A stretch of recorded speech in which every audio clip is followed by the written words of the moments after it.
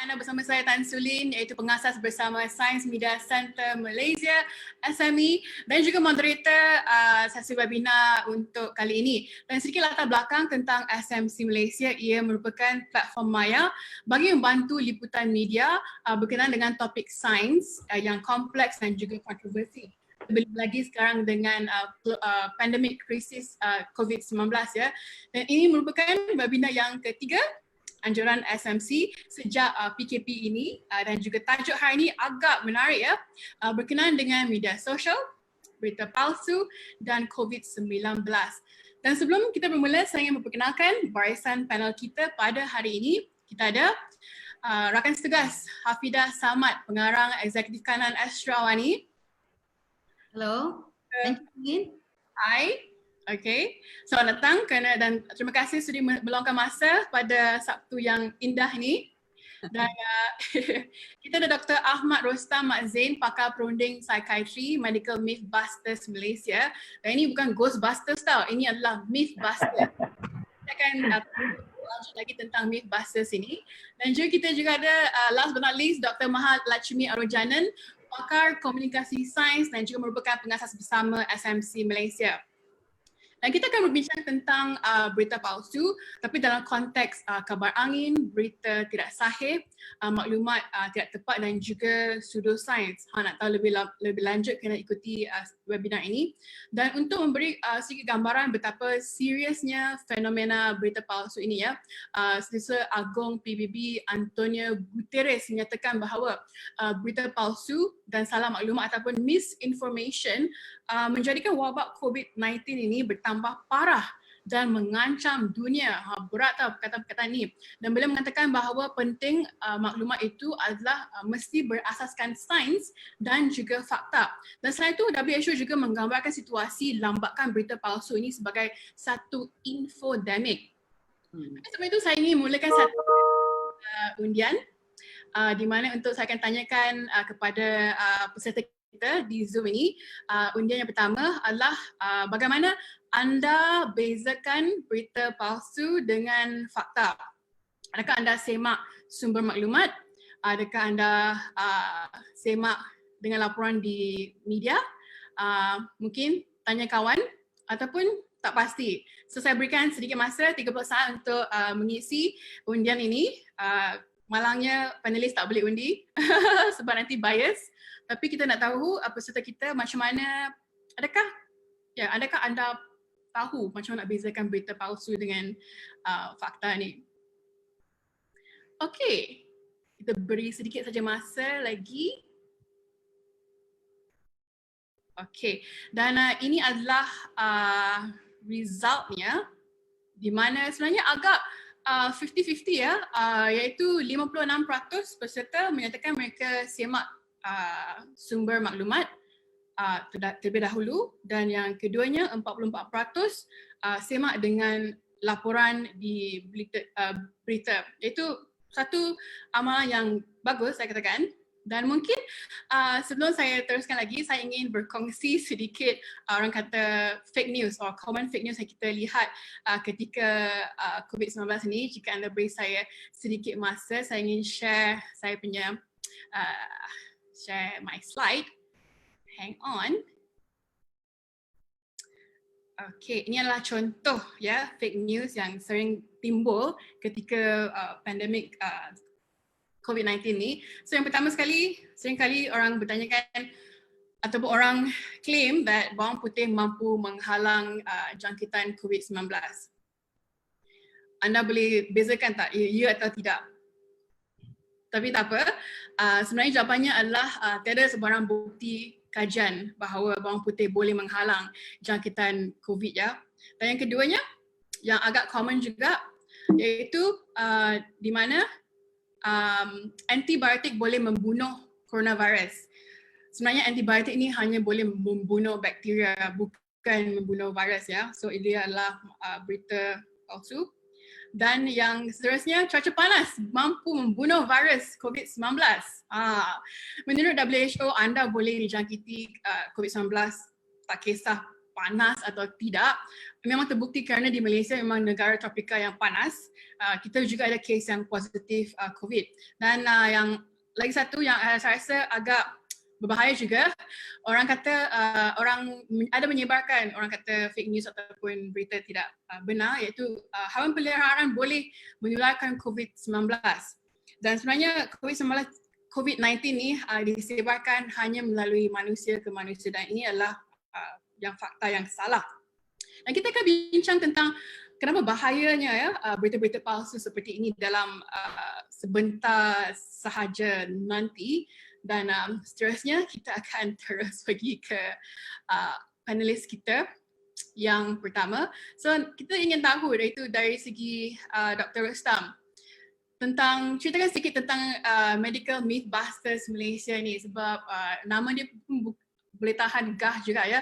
Tapi kenapa sebab difahamkan, kalau saya cek di Facebook ya, dikatakan ditubuhkan pada tahun 2016. Ketika tu ada fenomena berita palsu ke? Ceritakan sikit. Okey, baik. Terima kasih Tan Sulin atas jemputan ini. Jadi Medical Mythbusters Malaysia ni, kalau kita tengok dekat Facebook bermula pada tahun 2016. Tetapi kebanyakan ahli kita telah pun bermula di Facebook masing-masing lebih awal daripada itu. Tetapi bila kita tengok kan fenomena yang berlaku di Malaysia pada ketika itu sehinggalah pada hari ini, kita dapati bahawa ada banyak cerita-cerita tentang kesihatan yang menular kerana orang nak mencari jawapan kepada masalah kesihatan mereka.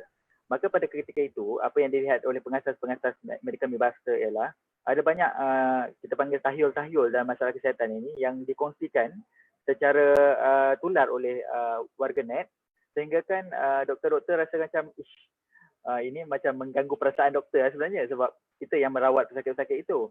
Dan bila mana mereka dianjurkan dengan pelbagai suplemen yang tidak ada piawaian dan sebagainya, para pengasas Medical Mythbusters ni menjadi risau. Jadi apa yang berlaku ialah di kalangan beberapa orang pengasas ini, mereka berbincang dan mereka merasakan the only way untuk kita cuba untuk membantu masyarakat supaya memahami masalah kesihatan ini dengan lebih baik dan tuntas ialah melalui satu NGO. Maka Dr. Firdaus dan tim beliau pada ketika itu menubuhkan satu NGO yang tugasnya ataupun peranan utamanya ialah untuk membantu masyarakat di media sosial.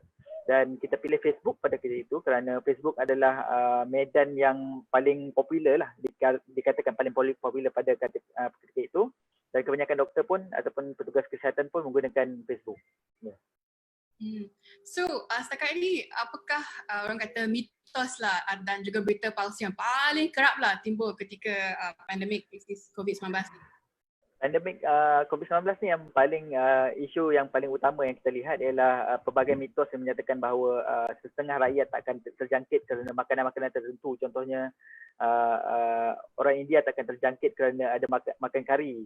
Orang Cina, orang Melayu tak terjangkit kerana makan bawang putih. Macam-macam lagi lah dia punya cerita-cerita yang cerita-cerita makanan takkan mengakibatkan kita terjangkit. Sedangkan itu bukanlah cerita yang betul. Itu pertama.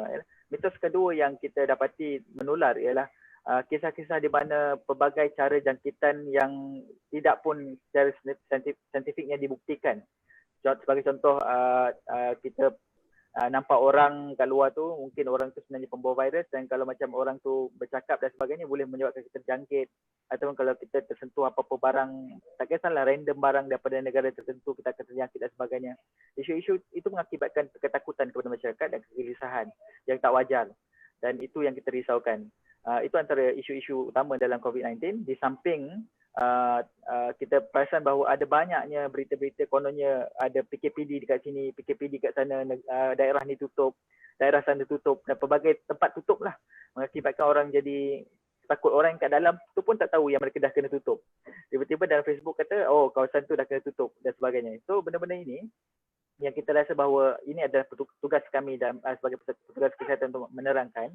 Kita rasa macam kalau kita tak kawal benda-benda begini, dia akan mengganggu masyarakat kita. Dan kita lagi sukar untuk pihak kerajaan dan juga pihak KKM untuk betul-betul mengawal penularan masalah COVID ini.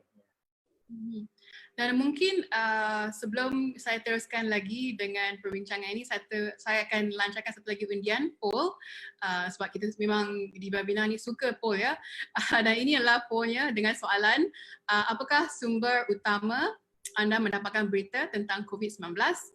adakah sila jawab ya, adakah media tradisional iaitu televisyen, radio, surat khabar dan sebagainya, ataupun media online, ataupun anda mendapatkan semua berita daripada media sosial seperti Facebook, Twitter, Instagram, ataupun menerusi WhatsApp. Memang banyak kita dapat WhatsApp daripada ahli keluarga, rakan-rakan yang banyak hantar berita-berita yang, tapi tak pastilah berita sahih ataupun tidak. Dan kita lihat jawapannya di sini. Okey. Jadi ya, kebanyakan iaitu 50% mendapatkan berita tentang COVID-19 melalui media online ya. Dan saya fahamkan ini adalah media online, berita portal yang sahih. Dan keduanya media tradisional seperti televisyen, radio, surat khabar dan sebagainya. Ini diikuti dengan media sosial dan juga menerusi WhatsApp. So kebanyakan masih mendapatkan berita-berita ataupun info tentang COVID di media online dan juga media tradisional, iaitu portal-portal berita yang sahih. So itu adalah tanda yang baik. Dan seterusnya pastinya dengan lambakan banyak berita di luar sana, Fida, saya hanya dapat bayangkan betapa pening kepala keadaannya di bilik berita, bagaimana dengan banyak berita-berita palsu di luar sana yang terpaksa diperjelaskan setiap hari. Mungkin boleh memberi gambaran sedikit what goes on behind the scene di newsroom, betapa frantic atau havoc-nya, Fida. Thank you Sulin for having me. Hi Dr. Maha, Dr. Rustam. Okay, interestingly, tarikh hari ini adalah 9 Mei. 9 Mei 2018, rakyat Malaysia keluar mengundi. Kan? Dan pada 9 Mei, ingat tak Dr. Rustam, kita the pinnacle of viral fake news reached its climax. Okay? Hari ini negara menyambut the second anniversary of the new government, dan saya ingat di Ashraf Wani, di newsroom kami telah form satu kerjasama bersama dengan Department of Corporate Communications di Bukit Aman untuk to combat fake news, especially cyber troopers yang diada-adakan sewaktu itu untuk memomok pengundi-pengundi di luar sana. I remember we received a visit from the corporate comms and also special branch of the of Bukit Aman, semata-mata untuk mereka menawarkan pertolongan dan untuk mengadakan satu kerjasama baik di antara Ashraf Wani dan juga PDRM dalam menangani fake news ketika itu. Dan memang betul Sulin, ketika ini Malaysia bukan sahaja berhadapan dengan pandemik yang begitu berbahaya ini, malah kita juga mengalami satu fenomena infodemic di mana maklumat salah atau tidak tepat kadang-kadang boleh dilihat lebih berbahaya daripada virus itu sendiri, wabak COVID-19 itu sendiri. Saya di newsroom setiap hari, kami memang menerima banyak, memang lambakan berita palsu itu memang banyak Dr. Sulin, saya tidak nafikan. Sehingga pada baru-baru ini kami terpaksa, we mobilize our reporter kerana terdapat satu gambar yang viral di social media bagaimana the Kenanga Wholesale Center. Ingat tak gambar itu viral? The queue was very long, tidak ada social distancing practicing diadakan, dan kami telah menghantar kru kami untuk mendapatkan berita sebenar. Jadi itu adalah salah satu cara strategi Ashraf Wani untuk mendapat kesahihan berita atau maklumat yang kami terima di social media. Itu adalah our CSR, our corporate social responsibility. Jadi apa yang berlaku adalah apabila kami menghantar wartawan keluar ke Kenanga Wholesale Center, bertemu sendiri, bersemuka dengan the caretaker of Kenanga Wholesale Center, dan beliau mengakui memang berlaku kerana pada waktu itu adalah hari pertama PKP diringankan sedikit atau di loosen up a bit by the government, dan warga kerja di pusat beli belah itu keluar buat hari pertama untuk masuk kerja. Memang benar perkongsian berita sewaktu ini sangat-sangat rampant. dan ini berbahaya terhadap especially not just to masyarakat but the emotional of people.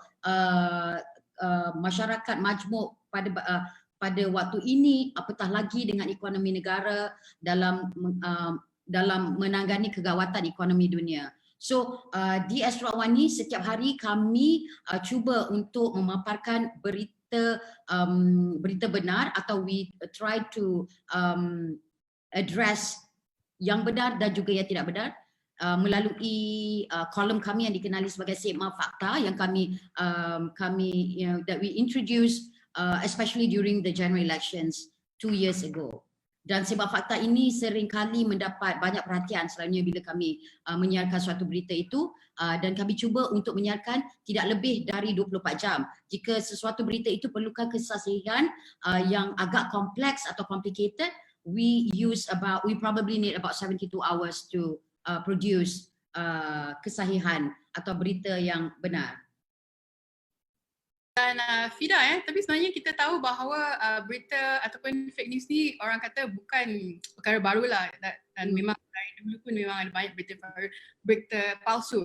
Tapi ketika pandemik COVID-19 ni, adakah Fida dapati lambakan berita palsu ni sebenarnya lebih banyak daripada biasa, dan juga apakah antara berita palsu yang paling kerap tentang COVID-19 ni?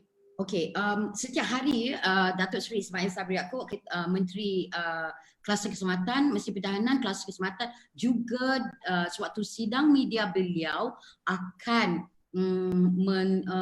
memaparkan statistik paparan berita palsu yang viral, yang disebarkan. On daily basis, without fail, beliau akan memaparkan statistik berikut.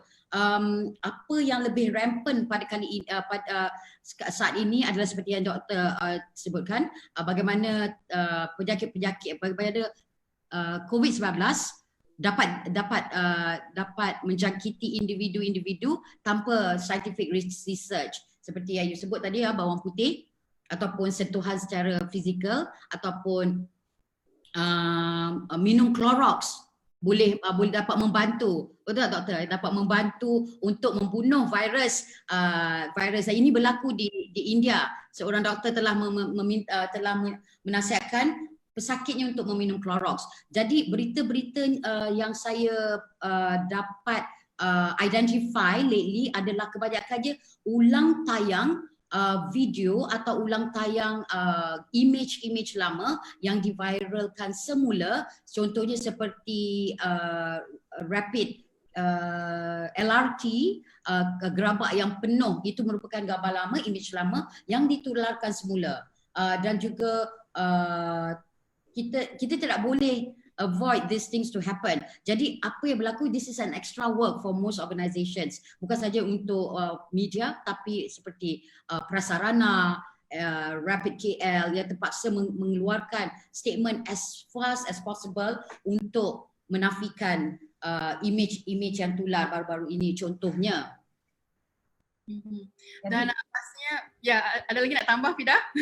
Saya ingatkan adalah image-image lama yang diulang siar, dan juga poster-poster, for instance special key address by the Prime Minister Tan Sri Muhyiddin Yassin. Hari ini beliau tidak akan memberikan apa-apa special address kepada rakyat, namun keluar poster yang mengatakan akan berlangsung sidang media khas dari Tan Sri Muhyiddin Yassin pada pukul 9 malam ini, contohnya. Dan juga Astro Awani juga, pengetahuan doktor, kedua Dr. Mahar dan juga Dr. Rosa, kami ada alter ego Astro Awani Twitter yang dikenali sebagai Astro Awani. Saya rasa Sulin familiar. Astro Awani ni akan memviralkan story-story kami, namun saya melihat ini sebagai satu benda yang interesting kerana it adds traction and eyeballs to our digital platform. Lebih banyak kerja pula lah untuk media-media Astro Awani untuk debunk ataupun menangani isu-isu yang dibangkitkan oleh mereka yang sebarkan fake news. Dan pastinya banyak kita akan kupas tentang berita palsu dan sebagainya, termasuklah isu pseudoscience. Apa tu pseudoscience. Tapi mungkin sebelum itu sedikit definisi ya. Mungkin Dr. Maha boleh berjelaskan apa yang dimaksudkan dengan pseudoscience ni dan berapa kerap kita melihat pseudoscience ni dalam senario pandemik COVID-19. Mungkin Dr. Maha boleh bagi contoh-contoh juga apakah pseudoscience dimaksudkan?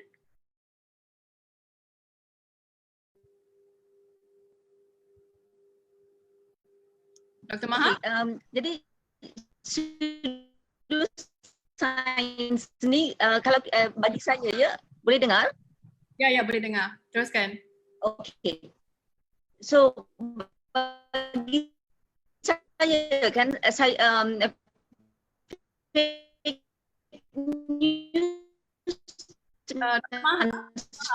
pseudoscience tadi mungkin kita tak boleh dengar Dr. Maha. Mungkin kita akan cuba dapatkan Dr. Maha sekejap lagi. Mungkin line Dr. Maha sedikit lemah ya Dr. Maha. Kita tak boleh dengar. Nanti kita cuba lagi. Kita teruskan. Nanti kita akan simpan soalan pseudoscience ni sekejap lagi apabila Dr. Maha punya line semakin pulih. Okey, tapi kita teruskan dengan sebab tadi kita banyak yang dapat di-share oleh Fida ya tentang orang suka tularkan video-video lama, orang suka tular poster lah dengan apa sebenarnya tujuannya. Mungkin Dr. Rostam boleh beri penjelasan kenapa orang suka sebar berita palsu ni, apa tujuan sebenarnya? Doktor. Okey, dalam konteks pandemik kan kita kena faham bahawa bila negara kita masuk dalam fasa pandemik ini, orang risau, orang keliru, orang jadi takut dan sebagainya. Kerisauan dan kekeliruan orang itu menyebabkan mereka mencari jawapan. Dan mereka nak jawapan segera, now, sekarang. Saya tak nak tunggu pukul 5.30 petang, saya tak nak tunggu pukul 9 malam, saya tak nak tunggu esok, saya tak nak tunggu 72 jam, saya tak tunggu 24 hours, saya tak nak, saya nak sekarang. So, bila situasi ini berlaku, mereka akan cuba mencari jawapannya dari luar sana dan dia benda-benda ini bermula dengan perbincangan. Sebagai contoh saya berbincang dengan A. Si A saya kata, mungkin tak virus ni boleh berjangkit melalui kita kongsi sudu dengan orang yang ada COVID-19. Lepas tu si A kata, mungkin jugalah. So, si A dan si saya ni akan message grup lain kata, aku ada bincang kawan aku, kita orang rasa kan virus boleh berjangkit melalui sudu lah. Jadi benda tu daripada perbincangan orang kata sembang kangkung antara dua orang individu, dia berkembang menjadi perbincangan hangat di kalangan orang-orang di luar sana, kerana kita kena faham bahawa penerima berita bukan semuanya ahli saintis. Penerima berita bukan orang-orang yang mungkin ada kefahaman tentang kesihatan dan sebagainya. Jadi apa-apa sahaja maklumat ataupun berita yang kononnya berkaitan dengan kesihatan, orang akan anggap benar. Dan kalau kita perasan untuk menambahkan kredibiliti berita-berita palsu ni, ramai orang akan letak quote bawah tu Dr. Abdullah HKL ataupun whoever doktor daripada Australia lah, profesor dan sebagainya. Kalau kita Google sebenarnya tak ada pun orang-orang tu. Tapi nak menambahkan kredibiliti dari itu.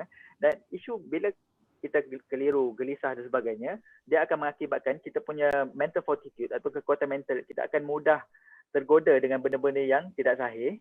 Kerana pada ketika itu kita punya otak dia lebih kepada defensif dan cuba untuk menyelamatkan diri. Jadi apa-apa sahaja kita panggil sebagai threat, walaupun benda threat itu adalah palsu, dia akan mengakibatkan kita punya tindakan ialah selamatkan diri aku dulu. Dan aku akan cuba menyampaikan maklumat ini kepada semua orang supaya lebih ramai orang tahu dan lebih orang ramai akan selamat. Tapi masalahnya ialah bila kita sebarkan isu cerita-cerita palsu, dia akan meningkatkan kekeliruan, dia akan meningkatkan ketakutan masyarakat. Dan bila orang jadi takut, dia akan menyalahkan sesiapa saja sumber-sumber daripada rasmi. Contohnya macam contoh KKM, katakan KKM ni kenapa nak buat 5.30 petang? Patutnya setiap jam ataupun setiap 10 minit atau setiap 30 minit. Astro Awani kenapa nak kena tunggu? Buatlah jawapan sekarang. Kenapa nak kena kenapa nak kena cari kesahihan berita tu? Berita sahih dah ni, saya baca dalam WhatsApp saya. Mak saya punya WhatsApp, kan, family saya punya WhatsApp dan sebagainya, kan, menjawabkan macam memang betul ni, jangan percaya sangat dengan sumber formal tu, dia orang tu lambat, dia orang lambat sangat, kita lagi laju ni, netizen lebih pantas dan laju kan, dan mereka merasakan mereka dah menjadi pakar sekarang. Itu isu yang seterusnya. Dan seterusnya, kalau kita tengok juga masyarakat kita ada setengahnya suka menularkan cerita kerana mereka mengejar likes dan share daripada akaun masing-masing. Jadi kadang-kala konon-kononnya nak test market kan. Ada, kita perasan recently ada orang nak test market apa yang akan berlaku kalau aku keluarkan berita yang sensasi. And then suddenly berita sensasi yang direka itu menjadi tular dan akhirnya dia memakan diri. Ini yang berlaku dengan masyarakat kita. Ada ramai orang yang bila dapat sahaja berita-berita yang kononnya sensasi dan sebagainya, terutama berkaitan dengan COVID, dia akan berlakunya knee-jerk reaction. Maksudnya impulse tu tak sampai ke otak, dia sampai ke tangan je. So nampak baca dan terus share. Sebab dia rasa macam aku kena orang yang pertama share, sebab kalau aku dapat orang pertama share, nampak lebih power lah, aku lah yang paling power dan aku jadi pakar sekarang. Itu isu dia. Dan bila kita tengok pula kalau sumber-sumber rasmi pula, mereka rasa macam sumber rasmi ni dry lah dan alah, korang ni cakap fakta sangat lah, banyak sangat nombor lah, tak faham lah, cuba korang lukis, that kind of things kan. So benda-benda yang dia menjadikan kita ni macam, walaupun kita lah sumber formal atau sumber rasmi dan sumber yang dipercayai, tetapi dia menggambarkan kita sebagai yang tidak mempunyai kekuatan sebagaimana mereka yang dikira sebagai tentera, netizen dan sebagainya kan. Mereka lebih hebat, begitu. Tapi kesan, orang nak tahu mungkin kesan berita palsu ni kepada psikologi yang di pihak yang tadi yang menyebarkan. Tapi di pihak menerima berita palsu tu, apa dia punya psyche yang apabila mereka menerima berita-berita yang tidak sahih dan apa agaknya memberi kesan kepada mental dan juga kalau kita melihat pula kepada orang yang menerima berita, orang menerima berita ni kita kena faham. Tadi saya kata dalam fasa pandemik ini orang sudah gelisah, takut dan sebagainya, ragu-ragu dan sebagainya. Apabila berita palsu sampai, ini akan meningkatkan kegelisahan orang. Bagaimana kajian yang dilakukan di negara China ketika tempoh wabak COVID pada peringkat awal dahulu, mereka melakukan satu kajian berkaitan dengan kesan psikologi kepada masyarakat Cina di kawasan wabak. Mereka mendapati bahawa masyarakat Cina yang berada di kawasan wabak mengalami skala kemurungan, skala anxiety dan skala stres yang jauh lebih tinggi daripada orang di luar. Maksudnya mereka ini sudah tertekan dan bila mana berita palsu sampai, psyche mereka menjadi lebih dahsyat lagi.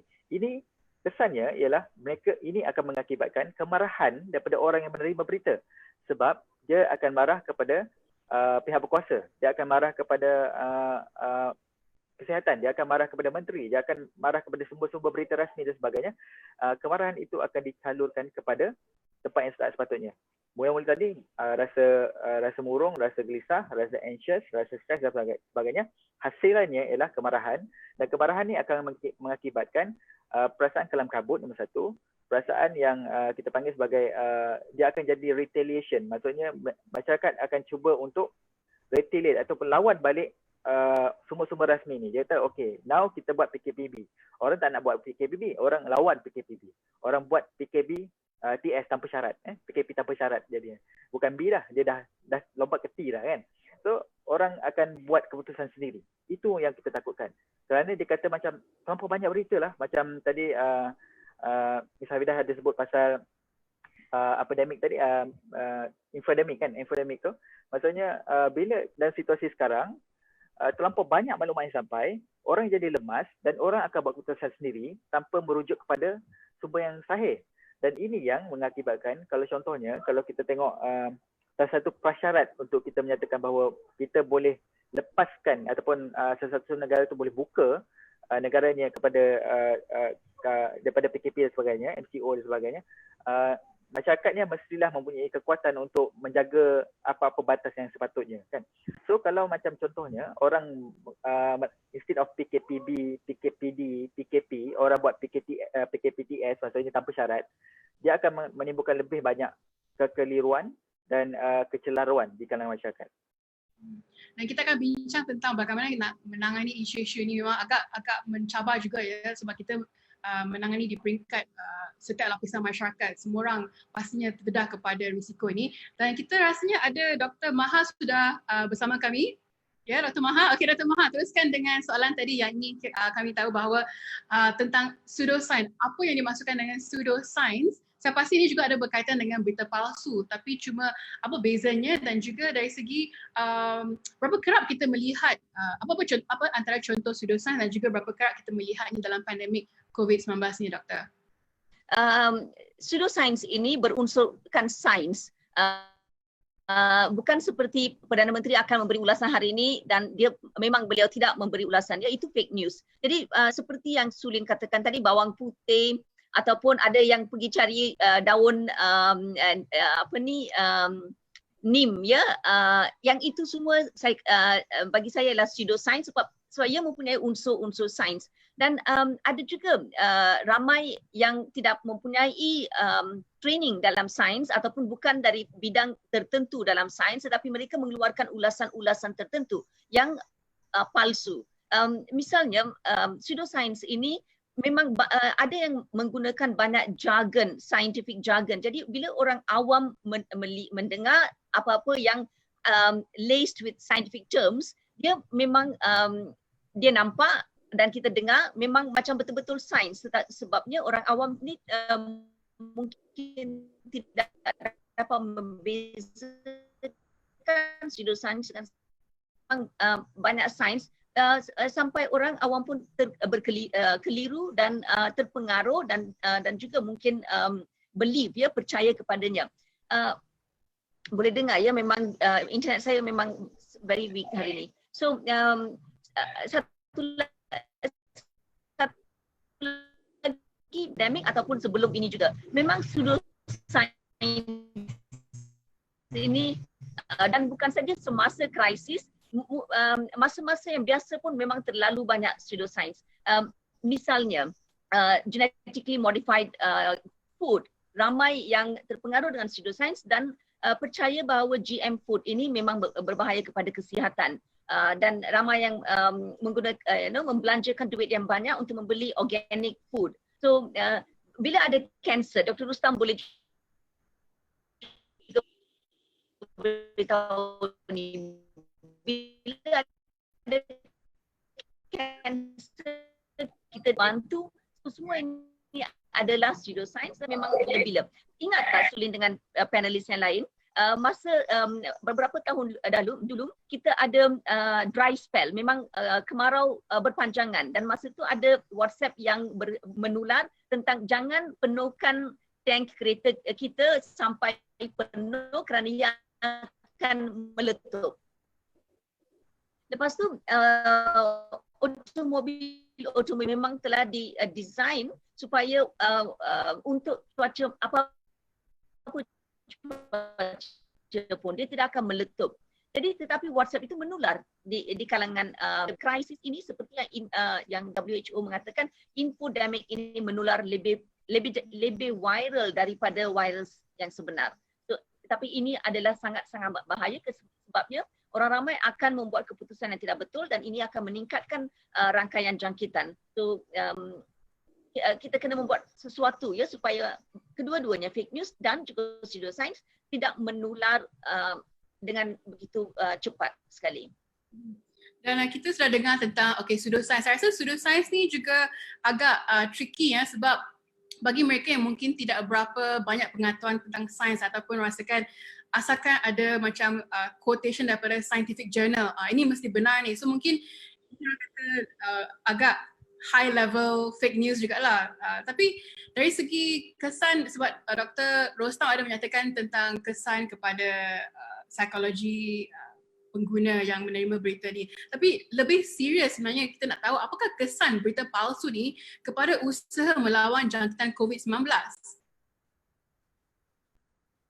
Baik, isunya ialah bila mana kita masyarakat dihujani dengan dihujani dengan berita-berita palsu atau fake news dan sebagainya ini, masalah utama yang kita hadapi ialah masyarakat akan terpengaruh dengan benda-benda yang sensasi sebegini kerana mereka merasakan bahawa ini lebih tepat, ini lebih lebih sahih dan sarih berbanding dengan apa yang disampaikan oleh kerajaan dan sebagainya, kerana mereka merasakan info rasmi yang datang daripada kerajaan adalah info-info yang dikawal oleh kerajaan, dan kononnya kerajaan ataupun info-info rasmi ini ada udang di sebelah batu.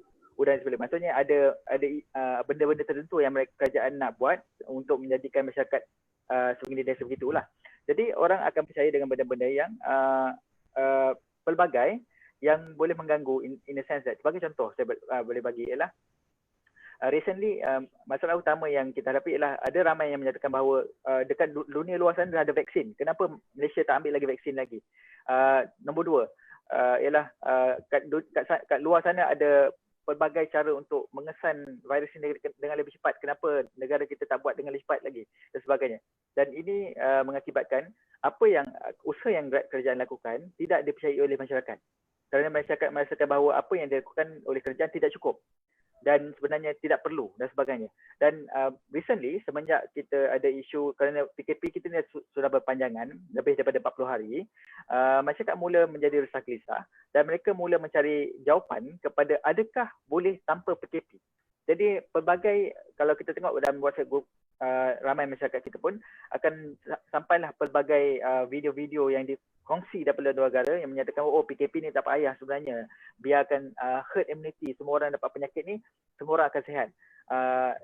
Fake news yang kedua ialah, contohnya ialah, benarkah semua orang muda untuk keluar supaya semua orang muda dapat jangkitan, sebab orang muda ni kuat, orang muda ni takkan mati dan orang muda akan create immunity dan akhirnya negara kita akan selamat dan sebagainya. Ini adalah fake news yang sangat bahaya kerana dia mengakibatkan masyarakat merasakan okey je aku keluar, tak apa, aku muda, aku kuat, aku sihat, aku tak ada penyakit dan sebagainya.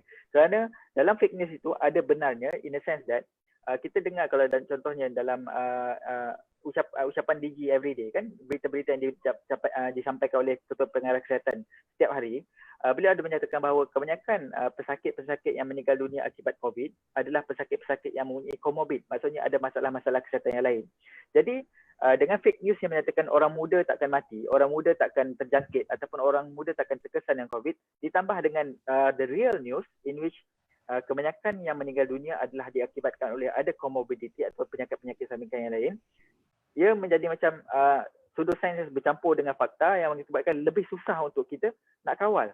Kerana kalau kita kata you should stay at home, kamu kena duduk kat rumah, walaupun kamu muda, walaupun kamu tak ada penyakit-penyakit lain, kamu berisiko untuk mendapat jangkitan dan berisiko untuk mengalami komplikasi-komplikasi yang berbahaya. Tapi masyarakat kata aku dengar daripada negara sana kata orang muda tak apa keluar, orang muda selamat dan orang muda boleh begini dan begitu. Itu isu utamanya. Dan seterusnya orang tak faham ialah walaupun orang muda keluar, kalau orang muda terjangkit, adakah orang muda itu tinggal sendirian? Adakah orang muda itu tinggal dengan mak ayah dia? Adakah orang muda itu tinggal dengan kanak-kanak dan sebagainya? Orang tak nampak sejauh itu. Bagi kita nampak isu itu di samping orang muda keluar, kita nampak orang muda itu tinggal dengan siapa.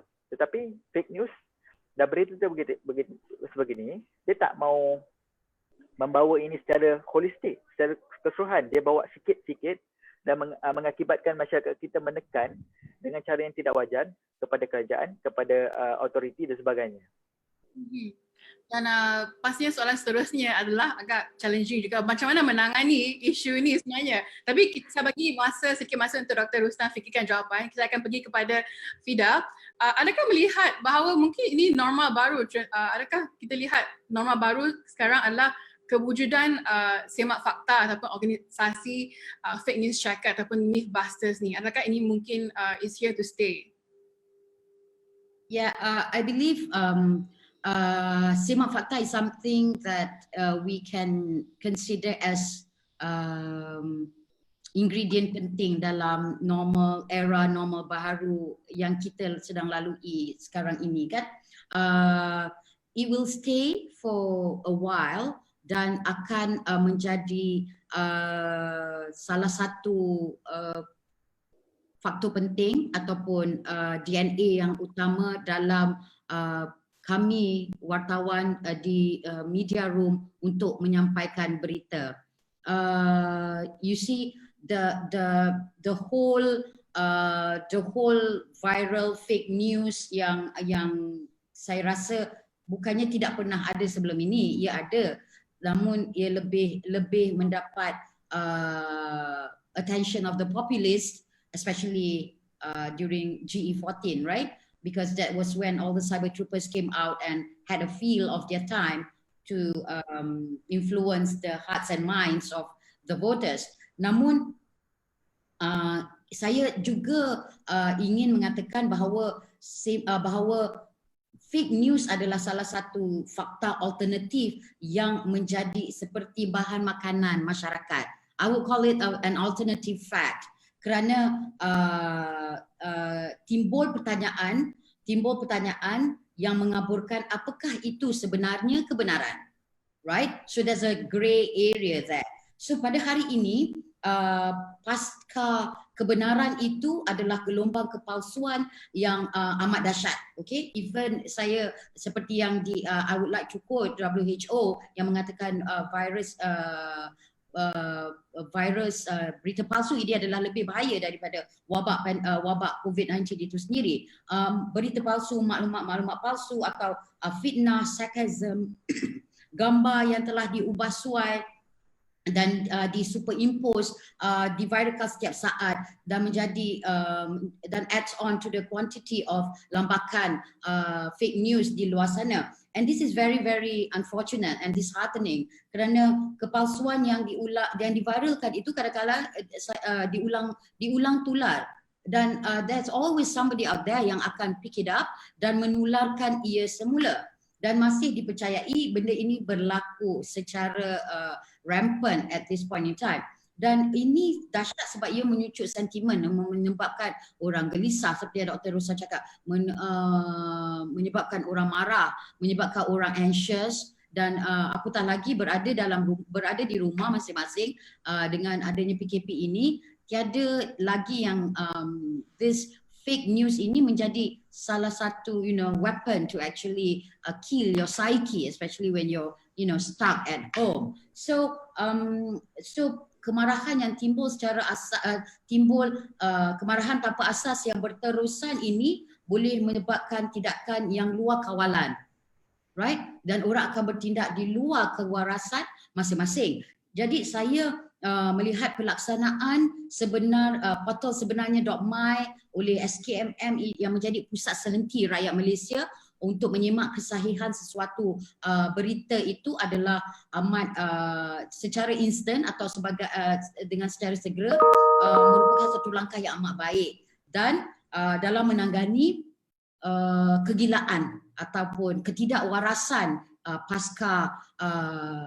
pasca kebenaran yang kita alami sekarang ini. Tapi saya ingin berbalik pada persoalan, adakah sebenarnya .my ini diguna atau dipraktikkan secara bagus ataupun the audience, the public taking this very seriously, kerana pada asasnya awam boleh menyimak fakta sebenarnya di portal ini, right, dan berkongsi berita atau maklumat yang tidak dapat ditentukan kesahihannya.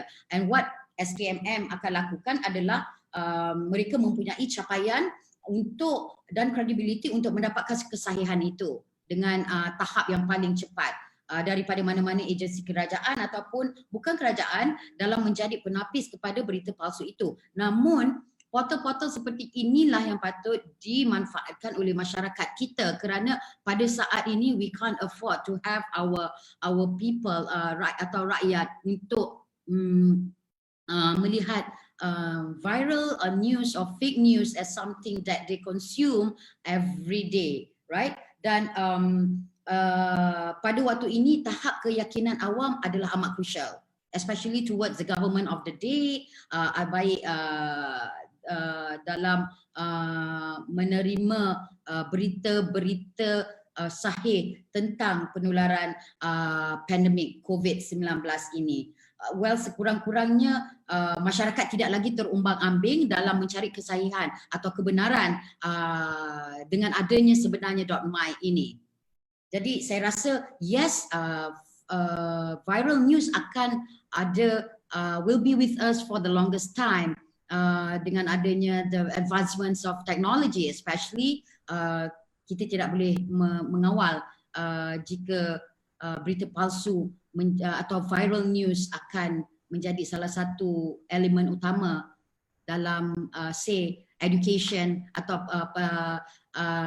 syllabus komunikasi massa dalam masa yang terdekat ini. This is actually a very crucial syllabus to be included in the syllabus of IPTA ataupun IPT pada masa yang akan datang, so that people are aware, are in the know, are well learned about the danger of this fake news.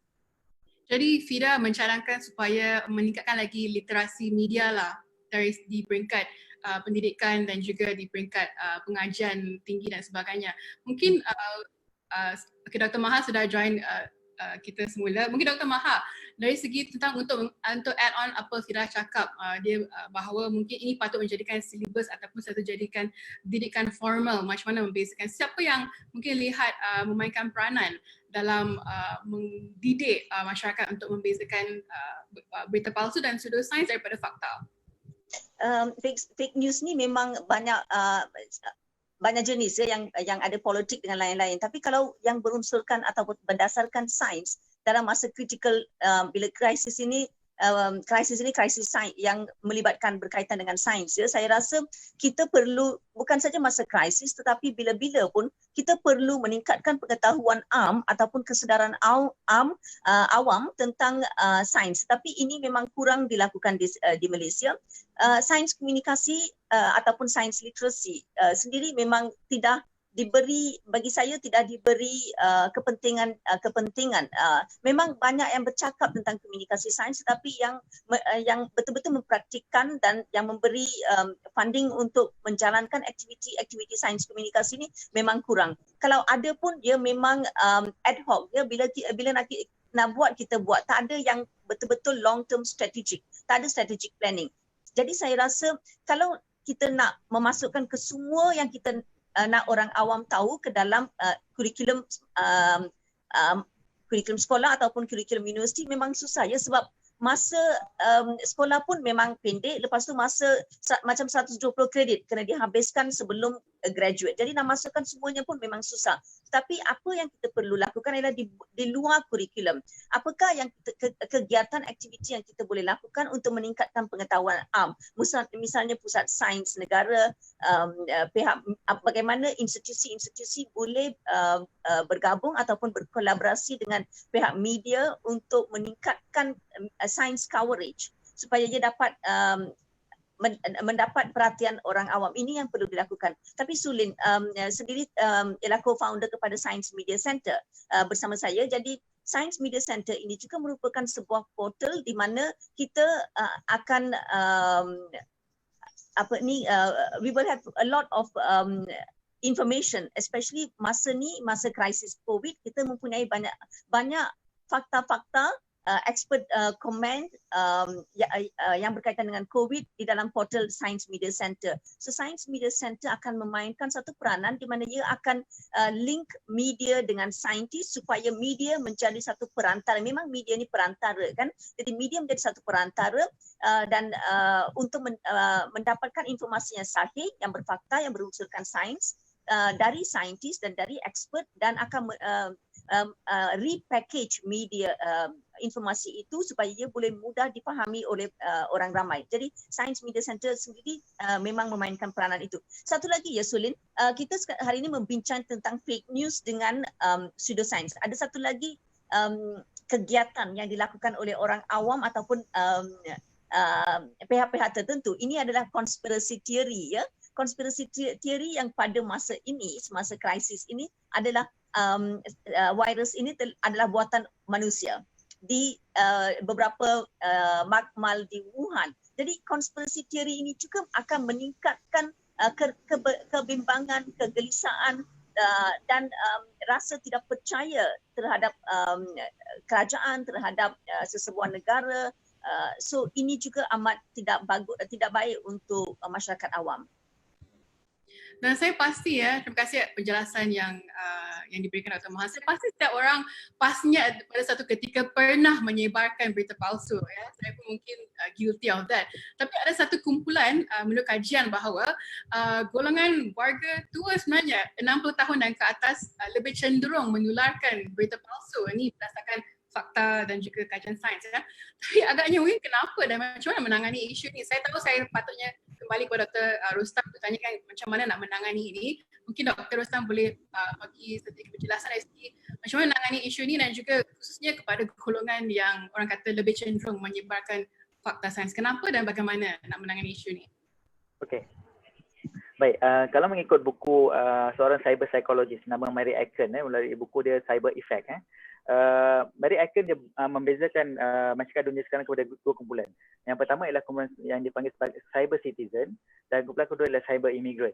Cyber citizen ialah masyarakat ataupun populasi yang manusia yang lahir selepas zaman cyber. Maksudnya lahir selepas tahun 2000 ataupun berada di zaman cyber pada zaman kanak-kanak mereka. Yang kedua ialah cyber immigrant. Cyber immigrant ialah masyarakat ataupun populasi yang hidup even sebelum zaman cyber ini berlaku.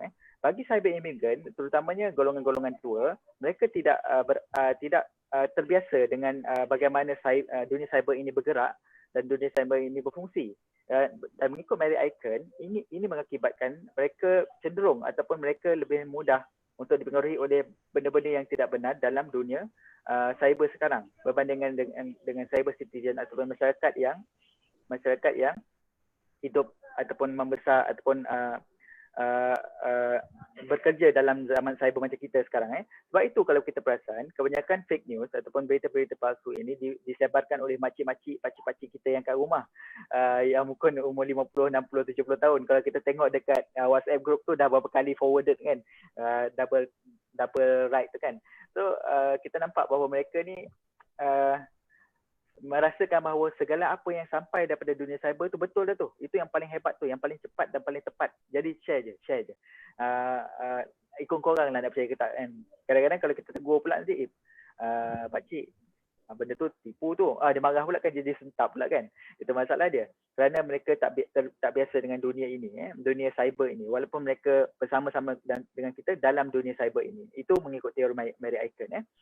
Keduanya ialah berkenaan dengan isu bagaimana kita nak mengawal penularan dunia berita-berita palsu ini. Yang pertama kita kena faham bahawa dalam konteks pandemik the ultimate guidelines ataupun cara yang terbaik untuk mengawal satu-satu negara atau satu masyarakat dalam konteks pandemik ialah apa yang kita dah buat dalam negara itu, dalam negara kita sekarang, itu PKP. Makanya apabila dalam keadaan PKP ini, sebenarnya masyarakat kita telah selamat apabila kita menjaga segala apa yang digariskan di bawah PKP. Masyarakat kita telah selamat selagi mana kita tak mendedahkan diri kita, tidak melanggar PKP yang telah digariskan oleh kerajaan. Itu sangat simple. Kalau kita tengok konteks itu, kita sebenarnya tidak memerlukan apa-apa lagi berita tambahan. Termasuklah berita-berita konspirasi yang pelik-pelik yang menyatakan ia direka lah, ia datang daripada Israel lah, ia datang daripada US lah, ia datang daripada China lah, ia datang daripada Europe dan sebagainya. Kerana jika sekiranya lah virus ini adalah konspirasi, dan kita melihat beribu-ribu orang rakyat negara kita sakit, adakah kita akan membiarkan mereka mati? Kalau konspirasi atau tak konspirasi, penyakit ini perlu diubati. Itu adalah fakta yang paling penting sekali. Itu adalah perkara yang paling penting yang orang kena faham bahawa ia mengatasi, tak kisahlah teori konspirasi mana yang you all nak guna. Pakailah teori konspirasi itu kat luar, tetapi kalau orang sakit perlu dirawat, kalau ada penyakit kena dikawal, kalau ada wabak perlu dibendung. Itu cerita yang paling penting sekali. Tak kisah macam mana pun. Itu yang pertama. PKP adalah dunia yang selamat untuk kita. Tak perlulah kita risau dengan apa sahaja fake news yang kat luar tu, sebab kita selamat dalam lingkungan kita. Itu yang pertama. Yang kedua ialah masyarakat kena faham PKP ini bukan hanya sekadar PKP fizikal ataupun PKP sosial ataupun PKP kita tak boleh pergi supermarket tengok wayang dan sebagainya. PKP yang sebenarnya dalam konteks pandemik ialah termasuklah PKP dari segi pemikiran dan penyebaran berita palsu. Maksudnya kalau kita terima apa-apa berita saja, kita kena cek bagaimana sebagai contoh, fake news tentang sains ni sangat mudah untuk kita kesan. Yang pertama ialah kita tengok je punya cerita dia bercampur aduk. Ada misspelling, salah eja kat sini, salah eja kat sana, campur bahasa Inggeris, bahasa Melayu dan sebagainya. Lepas tu tak ada apa tu kita panggil the credible sources. Lepas tu dia ada banyak petikan-petikan pelbagai artikel yang bermacam-macam dan juga dia punya tajuk pun sangat sensasi dan kita macam meranjatkan sebagainya kan. So, maksudnya semua terkejut, doktor terkejut, orang terkejut, mak ayah terkejut dan sebagainya kan, pesakit terkejut, that kind of things kan. So itu adalah salah satu petanda bahawa sesuatu berita tentang perubatan atau sains itu sudah tidak benar. Jadi orang-orang yang menerima, yang pertama sekali bila kita terima ialah apakah keperluan kita untuk beritahu contohnya mak ayah kita kat kampung. Kalau mak ayah kita selamat kat kampung tu tak ada kena-mena pun contohnya dengan isu katakan kenanga mall kan, wholesale itu ke apa-apa, kenapa kita nak sebar? Tak ada fungsi pun untuk kita sebar kepada mak ayah kita kat kampung ataupun kawan-kawan kita dekat Perlis atau kawan-kawan kita dekat Kelantan ke, Terengganu ke, Pahang ke, selain daripada menimbulkan kemarahan dan kegusaran orang-orang kat sana. Dan mungkin orang kata lantak korang lah, orang KL korang nak mati sendiri. Kita orang tak kisah sebab kita orang jauh, kita orang tak selamat kan. So kita sebagai penerima berita ni, apa keperluan untuk kita sebar? Kita kena tanya dulu sebelum kita tekan forward tu ataupun kita copy paste dan letak dalam Facebook kita ataupun dan sebagainya, Insta dan sebagainya. Fikir dulu, apa benda ni yang aku nak share ni sebenarnya? Adakah benda ini betul-betul aku tahu bahawa ia adalah benar? Kadang-kadang kita terlampau cepat menggunakan jari berbanding dengan pemikiran. So kalau ikut teori kita panggil sebagai fine brain oleh MacLean, dia kata sebelum kita bertindak menggunakan emosi, kita kena tanya soalan. Contoh macam, sebagai contoh, kita tengah geram. Satu berita COVID ni mengakibatkan kita marah. Dan kita rasa macam nak kena ulas ni. So kita pun dah mula nak type lah. MacLean kata, sebelum you nak ulas tu, you kena bagi tahu dengan otak you sendiri. You kena cakap atau berbisik dalam hati. Okay, aku buat ni sebab apa sebenarnya? Aku marah ke? So kalau kita mengenal pasti apakah emosi sebelum kita share tu, kalau sekiranya emosi yang keluar semasa kita nak share itulah emosi yang negatif, that's the indication atau indikasi bahawa berita itu tidak patutnya disebar sekarang. Kerana kita sebenarnya telah dipengaruhi oleh ketakutan, kita telah dipengaruhi oleh kegelisahan, kegusaran ataupun kemarahan. Itu adalah satu petanda bahawa apa yang kita nak share itu sebenarnya kebarangkalian besarnya adalah tipu sebab dia menimbulkan emosi. Seterusnya ialah kita juga kena bijak in a sense that bila kita terima sesuatu dan kita tahu benda itu tidak benar, cek dan recheck. Dalam negara kita sekarang ni, kita ada banyak sumber-sumber yang kita boleh dapat berita yang sahih, yang rasmi, yang tepat dan jitu dalam masa yang hampir berterusan sepanjang hari. Pelbagai sidang media dilakukan, ulasan-ulasan oleh pakar dan sebagainya, FB Live, webinar dan sebagainya yang kita lakukan secara berterusan. Ini sebenarnya berita-berita yang kita kena dengar. Tetapi of course, bila kita tanya masyarakat, kenapa you all tak dengar daripada Ashraf Awani ke apa? Alah, dia orang tak best lah. Bukan masalah tak best sebenarnya. Masalahnya ialah kita ni kadang-kadang ada setengah masyarakat kita ni sukakan benda-benda tahyul, gosip-gosip, bawang-bawang yang macam lagi enak lah, sedap. Itu macam wah, ini konspirasi Israel ni, ini lebih menakutkan, atau ini sebenarnya adalah konspirasi untuk menghapuskan rakyat Malaysia. That kind of thing lebih sedap kan. Walaupun tak betul, tapi share, seronok. That kind of things. Doktor sebut tentang banyak yang share melalui WhatsApp juga, dan juga kita ada persoalan Q&A daripada peserta yang tanya macam mana nak menghentikan penularan berita palsu dalam WhatsApp ni, sebab berita palsu paling pantas dalam WhatsApp. Mungkin dari segi penggunaan tools, media dan sebagainya, Fida, mungkin apakah antara mungkin tadi cadangan untuk beri pendidikan, tapi dari segi peralatan aplikasi ataupun tools, ataupun mungkin orang kata guideline ataupun mungkin dari segi regulation, apa yang boleh lakukan mungkin untuk menghentikan penyebaran berita palsu dalam WhatsApp ni, sebab memang satu klik je dan akan broadcast kepada mungkin 10 grup bawang-bawang makcik bawang semua. First of all, saya kesian bawang lah, because it suddenly becomes a label. Makcik bawang ini diasosiasikan kepada orang-orang yang suka bergosip. But yes, bukan saja WhatsApp, Facebook dan juga the other media platforms, ada juga aplikasi Telegram yang juga dipakai untuk menyebarkan bukan saja berita tetapi maklumat-maklumat yang tidak sahih inilah.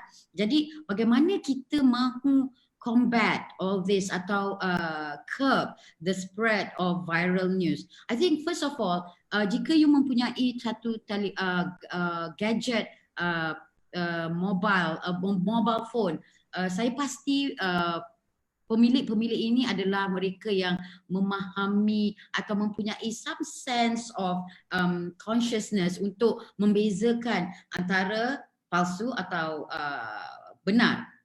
Betul tak Dr. Rusam? Jadi mereka ini seperti yang Dr. Rusam cakap, once you actually, bila you mahu berkongsi berita yang tidak sahih, your emotions akan disuntik atau dijentik, dan dengan mengatakan your subconscious mind akan berkata ini tidak benar atau something is not right about sharing this piece of news.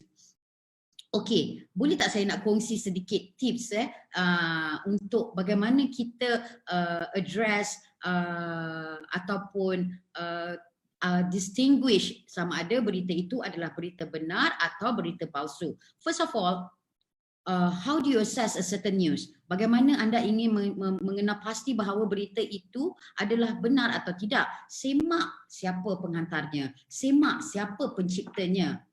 Okey, tidak kisahlah di mana saja platform berita itu dikongsi, baik di Facebook, di WhatsApp, Telegram, di Instagram atau di mana-mana saja platform media sosial. Fahami latar belakang organisasi ataupun individu yang menghantar atau memviralkan sesetengah berita palsu itu. Okey, apabila anda melakukan ini, mungkin anda dapat mendalami the background of the sender ataupun asal usul atau pencipta berita itu sendiri. Dan apabila anda menilai berita, terutamanya berita-berita di internet ini, penting untuk semak tentang kepakaran seseorang, sebab anyone can be a Dr. Quack. Alright, suddenly you can say that, hey, makan antibiotik kerana antibiotik ini boleh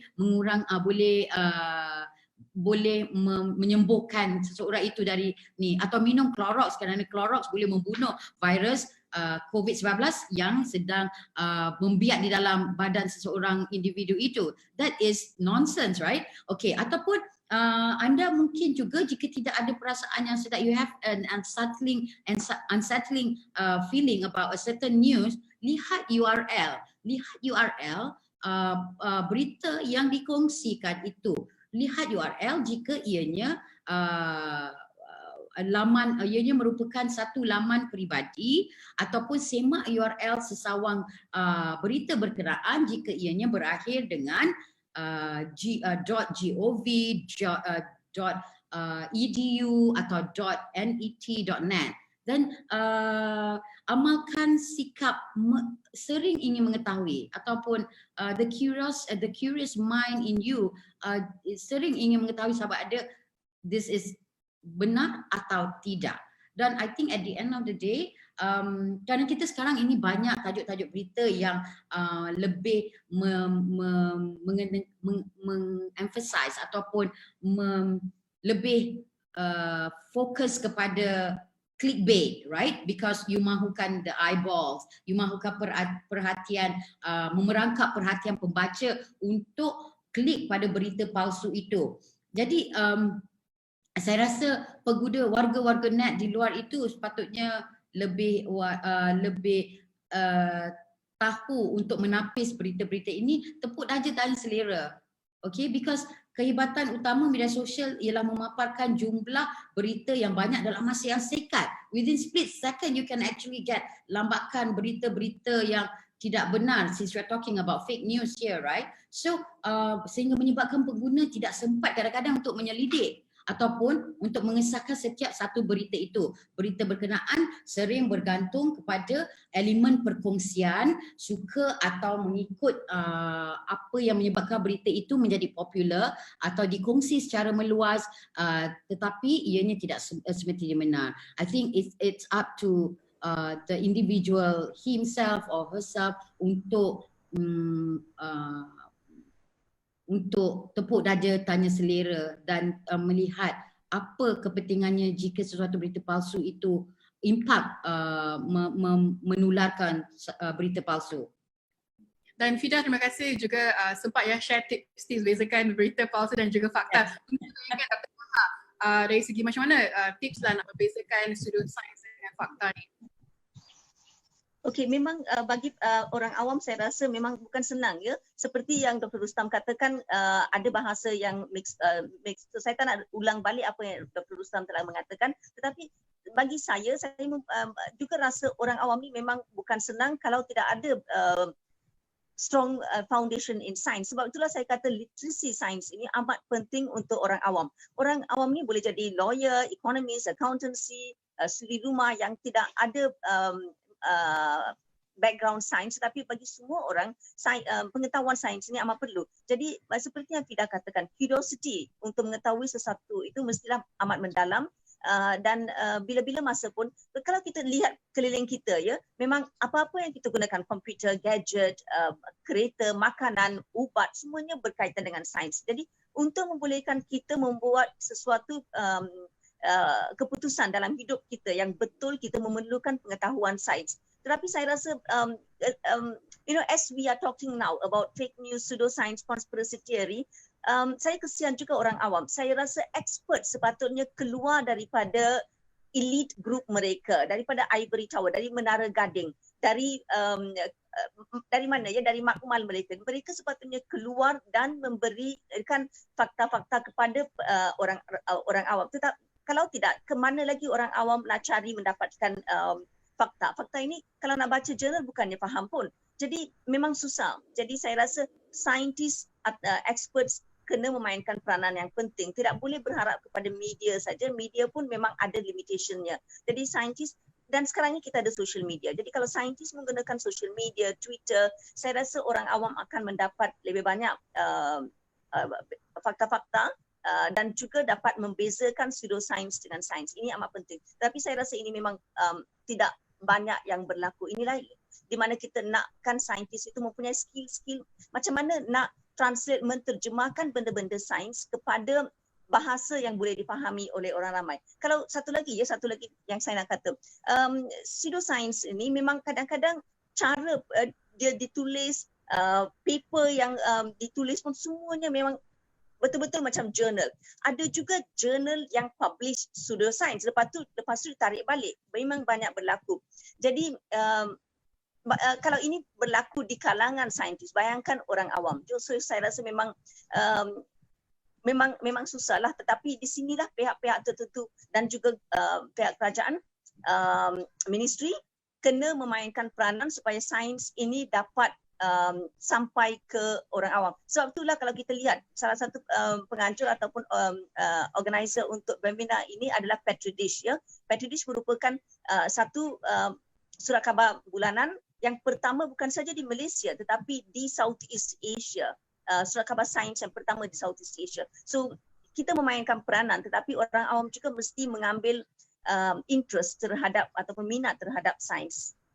Dan saya pasti ni juga seperti mana Dr. Maha kata, pakar-pakar kesihatan juga saintis yang sendiri kena orang kata turun dan memperjelaskan. Dan ini dilakukan oleh medical mythbuster. Saya pasti mereka walaupun tugas utama adalah menyelamatkan nyawa, tapi mereka juga meluangkan masa untuk mendidik netizen untuk membezakan. Mungkin dari segi itu Dr. Rustam bagi dengan ringkasnya tips-tips bagaimana nak bezakan berita palsu dengan fakta ni. Okey, baik. Yang pertama sekali bagi saya dekat Malaysia ni, kita sudah ada kumpulan-kumpulan doktor ataupun petugas kesihatan yang cuba untuk membantu masyarakat dengan tentang the real news ataupun cerita-cerita sebenar tentang kesihatan dan sebagainya. Okey, bagi saya dalam konteks kita negara Malaysia, untuk rakyat Malaysia semua ada beberapa sumber sahaja yang saya kira boleh dipercayai dan boleh digunakan sebagai sumber rujukan utama untuk masyarakat secara umum. Kita tak gunakan the scientific jargon ataupun medical jargon yang memeningkan kepala orang. Yang pertama ialah apa-apa berita yang disumberkan daripada kita punya ketua perkara kesihatan yang pertama, ataupun menteri kesihatan kita ataupun menteri-menteri utama kita. Yang keempat ialah apa-apa berita yang datang daripada pages-pages petugas kesihatan. Sebagai contoh, di Facebook kita boleh gunakan Medical Mythbuster Malaysia, ataupun masalah kesihatan mental kita boleh guna laman Bina, ataupun berkaitan dengan sains kita boleh gunakan Science Babe, ataupun Delegation of Nurses.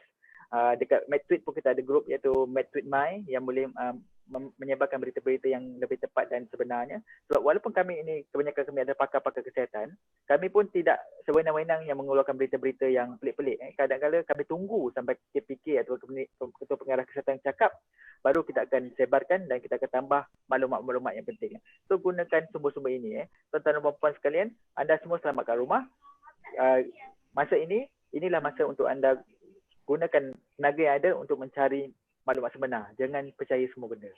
Baik.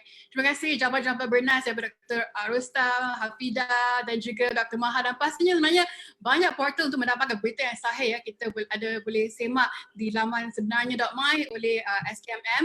Kita ikuti Telegram Majlis Keselamatan Negara untuk maklumat yang sahih dan terkini, dan juga ikuti simak fakta di Ashraf Wani dan juga Medical Mythbusters Malaysia di Facebook, dan tidak lupa juga Science Media Center yang cuba menjawab soalan-soalan atau isu-isu kompleks dan kontroversi sains dan juga fakta-fakta sains. Dan mesej penting pada hari ini ialah mesej masyarakat perlu tahu bezakan berita benar dan juga palsu, dan literasi media penting dalam membendung berita palsu dan mendidik masyarakat, khususnya warga emas dalam yang terdedah kepada maklumat palsu ini. Dan nampaknya masa telah mencukupi, sehingga kita berjumpa lagi di lain masa. Walaupun sharing is caring, ingat kita kena luangkan sedikit masa dulu sebelum menyimak fakta, sebelum kita sebarkan sebarang maklumat. Dan itu kita jumpa lagi di lain masa. Bye. Bye.